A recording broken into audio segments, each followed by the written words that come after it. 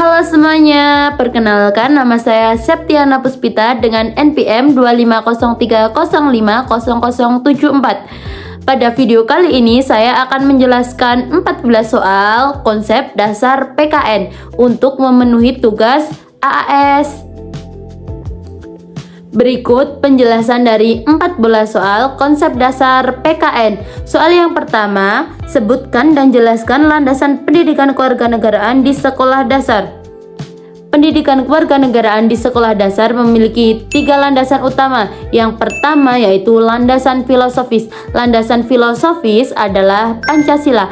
Pancasila menjadi dasar nilai dalam pendidikan kewarganegaraan karena mengajarkan sikap jujur, bertanggung jawab, gotong royong, menghargai perbedaan, dan cinta tanah air. Yang kedua yaitu landasan yuridis. Landasan yuridis adalah dasar hukum seperti Undang-Undang Dasar 1945, Undang-Undang Sistem Pendidikan Nasional, dan Kurikulum Merdeka. Landasan yuridis ini adalah pedoman pembelajaran pendidikan kewarganegaraan agar memiliki tujuan yang jelas. Yang ketiga yaitu landasan pedagogis. Landasan pedagogis adalah cara mengajar yang disesuaikan dengan perkembangan peserta didik. Guru itu seharusnya menggunakan metode berdiskusi, kerja kelompok, permainan, atau praktik nyata agar siswa itu mudah memahami materi. Soal nomor 2, bagaimana hubungan Pancasila dengan Undang-Undang Dasar 1945 dalam merumuskan tujuan PKN di sekolah dasar? Menurut saya, hubungan Pancasila dengan Undang-Undang Dasar 1945 memiliki hubungan yang sangat erat karena Pancasila itu sebagai dasar nilai dalam mengajarkan sikap baik, sedangkan Undang-Undang Dasar 1945 adalah dasar hukum yang mengatur bagaimana pendidikan itu dilaksanakan. Jadi, tujuan utama pendidikan kewarganegaraan itu dibuat berdasarkan nilai-nilai Pancasila dan diperkuat oleh Undang-Undang Dasar 1945. Jadi, siswa itu tidak hanya belajar tentang hak dan kewajiban saja, tetapi juga memiliki karakter sesuai dengan nilai-nilai Pancasila. Soal yang nomor 3. Apa saja unsur-unsur identitas nasional Indonesia? Identitas nasional adalah ciri khas bangsa Indonesia. Unsur-unsurnya meliputi Pancasila, Undang-Undang Dasar, lagu Indonesia Raya, bahasa Indonesia, bendera merah putih, Bhinneka Tunggal Ika, Garuda Pancasila, dan kebudayaan daerah. Nah, unsur-unsur tersebut adalah ciri khas bangsa Indonesia yang tidak dimiliki oleh negara lain.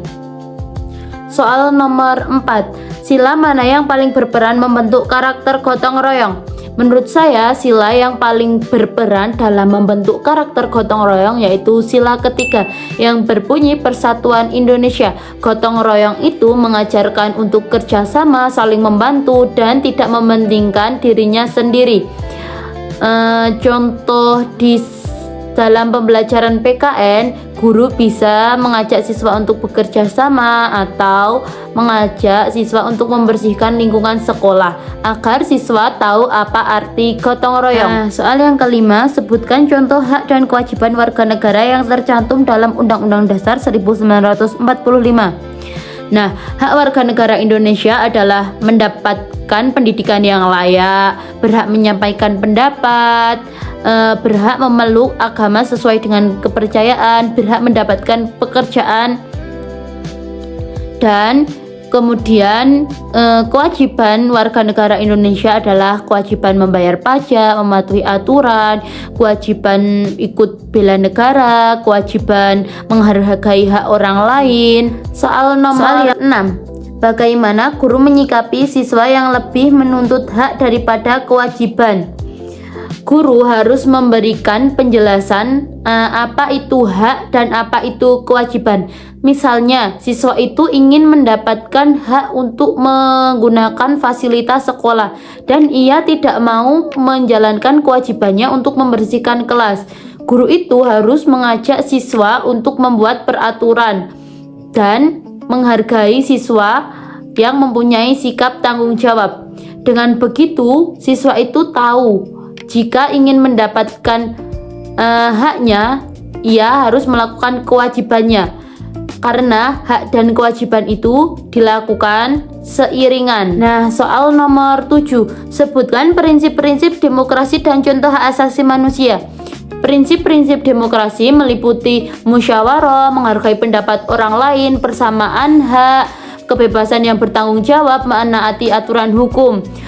Contoh hak asasi manusia, menurut saya hak mendapatkan pendidikan. Sebagai calon guru, saya harus memastikan bahwa siswa itu mendapatkan hak pendidikan tanpa membedakan suku, budaya, agama, dan ekonomi.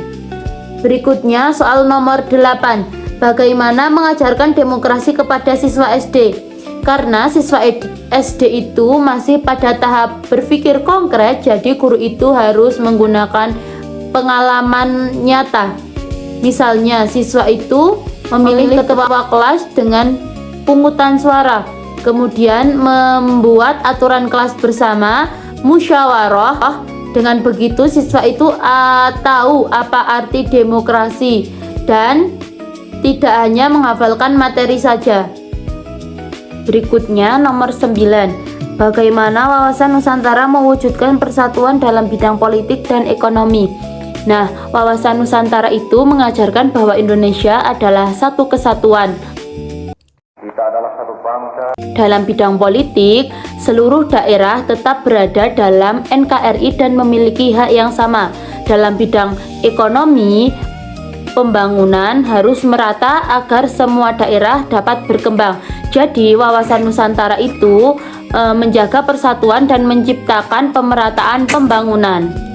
Berikutnya soal nomor 10. Strategi menghadapi hoaks dan radikalisme di SD. Sebagai calon guru, saya akan menggunakan metode pembelajaran yang aktif. Misalnya mengajak siswa untuk membedakan berita yang benar dan hoaks. Kemudian menggunakan permainan atau kuis tentang internet sehat. Dan membiasakan siswa untuk bertanya sebelum percaya pada informasi. Dengan cara seperti itu, siswa itu bisa berpikir kritis dan tidak mudah percaya pada berita-berita hoaks. Berikutnya soal nomor 11, analisis CPPKN fase B. Nah, menurut saya CPPKN fase B sudah sesuai karena siswa itu tidak hanya belajar tentang Pancasila, aturan, dan kewarganegaraan, tetapi juga belajar tentang menghargai perbedaan, bekerja sama, bertanggung jawab, dan menyelesaikan masalah. Artinya, pembelajaran PKN membentuk pengetahuan, sikap, dan keterampilan siswa secara seimbang. Nomor 12, rancang pembelajaran PKN tentang keberagaman. Nah, saya akan menggunakan materi keberagaman, modelnya Problem Based Learning atau PBL, kemudian metodenya diskusi kelompok, medianya gambar rumah adat, pakaian adat, dan video singkat. Langkah-langkahnya saya akan menunjukkan video tentang kebudayaan daerah, kemudian meminta siswa menganalisis apa itu perbedaan dan kenapa kita harus menghargai perbedaan. Kemudian siswa itu berdiskusi kelompok dan mempresentasikan, dan saya akan menyimpulkan bahwa perbedaan adalah kekayaan bangsa. Kenapa saya memilih Problem Based Learning atau PBL? Karena agar siswa itu aktif dalam berpikir dan dapat menyelesaikan masalah bersama. Berikutnya soal nomor 13, bagaimana menanamkan nilai Bhinneka Tunggal Ika. Nah, Indonesia itu memiliki berbagai suku, agama, bahasa, dan budaya. Perbedaan tersebut seharusnya menjadi kekuatan, bukan malah menjadi penyebab perpecahan. Dalam pembelajaran di sekolah dasar, guru harus menanamkan nilai Bhinneka Tunggal Ika dengan cara mengajak siswa untuk bekerja sama tanpa membedakan teman, kemudian mengenalkan budaya daerah, dan menghargai pendapat orang lain serta mengajarkan sikap toleransi kepada siswa. Dengan cara seperti itu, siswa itu tahu dan bisa hidup rukun sejak kecil. Kemudian soal nomor 14, dampak media digital dan peran guru PKN. Nah, menurut saya dampak negatif terbesar dalam penggunaan media digital bagi siswa itu adalah mudah percaya berita hoaks tanpa mencari tahu informasi kebenarannya. Kemudian, biasanya siswa itu menggunakan bahasa yang kurang sopan dalam bermedia sosial dan kurangnya interaksi dengan orang-orang sekitar atau orang-orang luar. Sebagai calon guru, saya akan mengajarkan etika bermedia sosial, kemudian mengajarkan bagaimana mencari informasi kebenarannya dan tidak mudah percaya berita hoaks, dan bekerja sama dengan orang tua dalam mengawasi penggunaan media sosial. Dengan cara seperti itu, siswa akan menjadi warga negara digital yang bertanggung jawab. Artinya siswa itu mampu dan bisa menggunakan media sosial dengan bijak, menghargai orang lain, dan tidak mudah percaya dengan berita yang belum tentu benar. Sekian penjelasan dari saya. Apabila ada kesalahan kata, saya mohon maaf. Wassalamualaikum warahmatullahi wabarakatuh.